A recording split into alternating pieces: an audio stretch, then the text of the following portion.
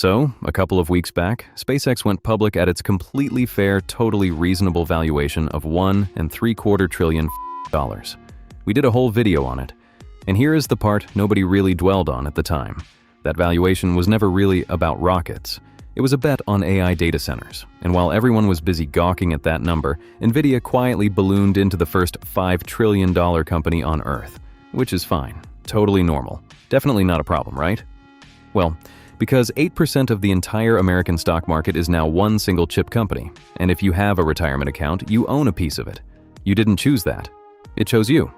Now, people love to say your whole retirement is all in on AI, and that part is not really true, but Nvidia genuinely is all in, and the strange, looping way this whole thing is being paid for, that is where it gets good, because the money in AI right now is not moving in a straight line. It is going in a circle, the same dollars, round and round, and to see it, you do not follow where the money lands. You follow where it goes on the way. It really kicked off last September, when Nvidia said it would put up to $100 billion into the single dad of ChatGPT, OpenAI, which also happens to be the single biggest buyer of Nvidia's chips on the planet. So the chipmaker hands its best customer $100 billion, and the customer naturally goes and spends it on chips. OpenAI turned around and signed deals for computing power, $300 billion to Oracle, $250 billion to Microsoft, $20-odd billion to a company called CoreWeave, and those three, Oracle, Microsoft, CoreWeave, spend that money on, you guessed it, more Nvidia chips. So Nvidia's $100 billion does a quick lap of the industry and lands right back home, now wearing a little jersey that says revenue. And Nvidia is nowhere near the only one running this play. AMD wanted in too, so it handed OpenAI a warrant for 10% of the company at 1 cent a share just to win it as a customer. A chipmaker paying its customer to please buy its chips. If that is not organic, healthy growth, I don't know what is. Anyways, then it ran almost the same move with Meta, a $60 billion deal, another near-free slug of stock. By early this year, someone added all these tangled deals up, over $800 billion of companies quietly funding their own customers. And then there is the Musk corner of the map, which is its own special kind of circular. Earlier this year, Musk folded his AI company, xAI, into SpaceX. So that completely fair valuation now includes a data center empire. It runs a site in Memphis called Colossus, over 500,000 Nvidia chips, drinking 2 gigawatts of power on its own. And Nvidia, of course, invested in xAI, then helped fund the vehicle whose entire job is to buy xAI its Nvidia chips. Jensen Huang's reasoning is, and I quote, "Almost everything Elon is part of, you want to be part of as well."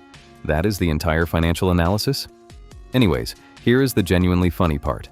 SpaceX is now renting that computing power out. And look who the tenants are: Google and Anthropic. OpenAI's two fiercest rivals, paying Elon Musk around $2 billion a month to run the AI that competes with Elon Musk. Everyone is funding everyone. It is one big, beautifully circular money go-round. Now, to be fair, and we should be fair here, this is not all just smoke and paper. Real people pay for ChatGPT. OpenAI's revenue went from almost nothing to around $24 billion a year. Anthropic went from $1 billion to $47 in about a year, and Nvidia's chips really are sold out for months. So on the surface, the demand looks completely real.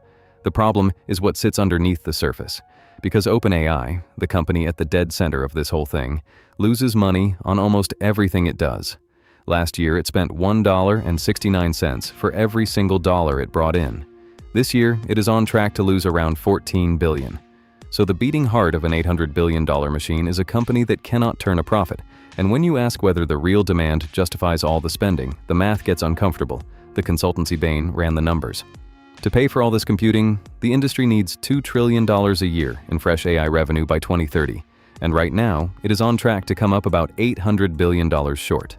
Meanwhile, MIT looked at company AI projects and found 95% of them produce no measurable return at all.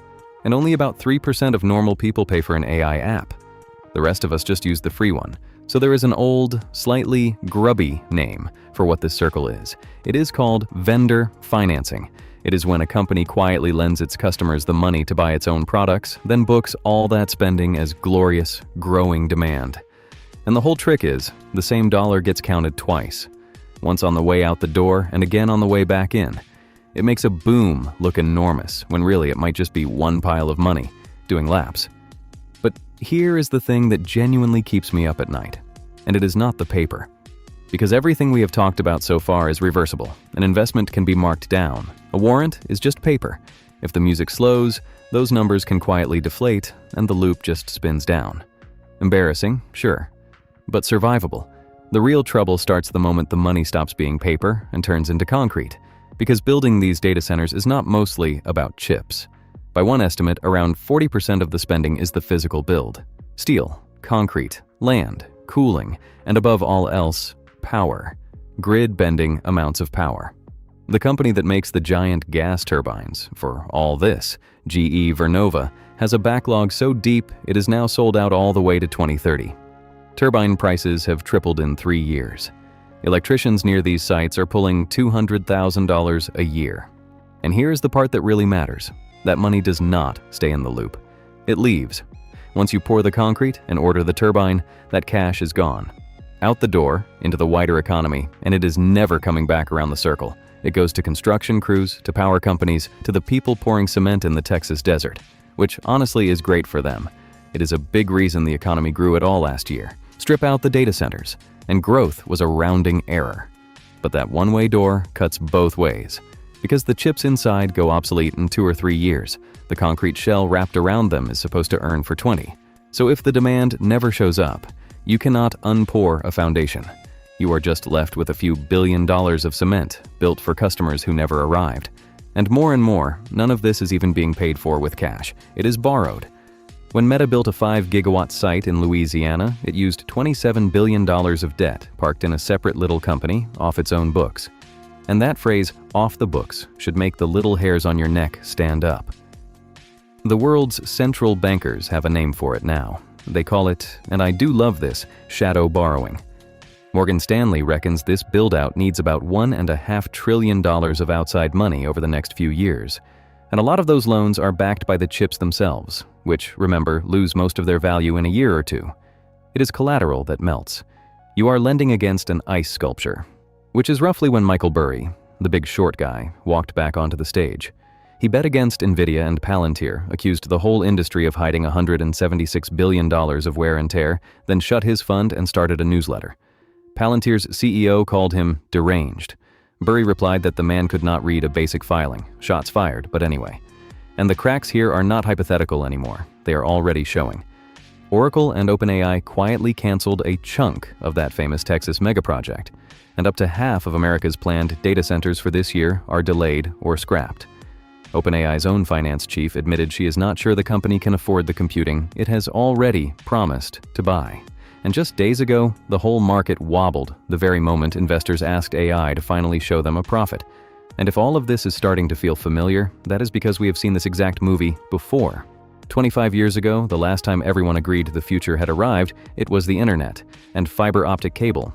The companies selling the gear, Lucent and Nortel, lent their customers the money to buy it. Same move, same circle. They laid 80 million miles of fiber across the country. By 2002, under 3% of it had even been switched on. The internet was real. It did change everything. And the companies that built it still went to zero. Nortel fell from $86 a share to 67 cents. And the cable just sat there in the ground. So this was never really a question about whether AI is real. That was always the wrong question to be asking. The real question is, who is holding the bag when the music slows down? And that answer sits uncomfortably close to home. Because those 10 giant companies are now about 41% of the entire stock market, more concentrated than the dot-com peak. And if you own a plain index fund, you own that bet. Vanguard's own fund now warns, in writing, that it may not be properly diversified anymore. The IMF, the Federal Reserve, the Bank of England are all quietly using the same 2 words: sharp correction. Now, maybe it all works out. Maybe the demand turns up, the revenue grows into the promises, and the loop holds. It has happened before. But remember the fiber. It was real too. And it still went to zero. The paper can go around and around forever. The concrete only ever goes one way. And somewhere in the middle of all of it, quietly, sits your retirement. But sure, they will just build the next ones in space.